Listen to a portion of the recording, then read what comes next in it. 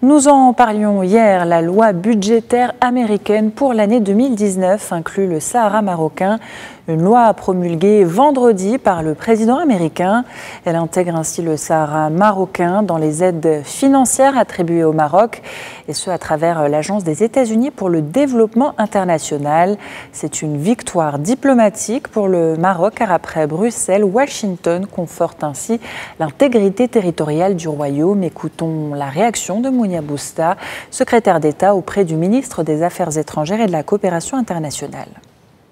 L'adoption de la loi de finances des États-Unis au titre de 2019 comprend des dispositions explicites et très claires qui confirment que les fonds alloués pour la coopération maroco-américaine intègrent l'ensemble des régions du Maroc, y compris les provinces du Sud. C'est un élément très important à noter, et cela a plusieurs significations. D'abord, la première, c'est que nous avons une position constante qui confirme la position constante aussi bien au niveau du dispositif législatif que exécutif, puisque le président Trump a adopté cette loi de finances. Également, les deux chambres du Congrès ont adopté cette loi, et cela confirme que cette position, comme j'ai dit, est constante et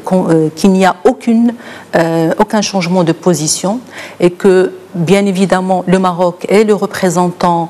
unique des provinces du Sud, et que également Washington soutient la dynamique de développement inclusif qui est menée par le Maroc au niveau des provinces du Sud. Donc ça, ce sont des éléments qui sont importants. À mon avis, il y a également un autre élément à signaler au niveau des positions constantes,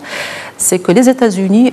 au niveau des mentions qui sont intégrées au niveau de la loi de finances 2019, il est bien indiqué que la proposition du plan d'autonomie présenté par le Maroc est un plan crédible, est un plan sérieux et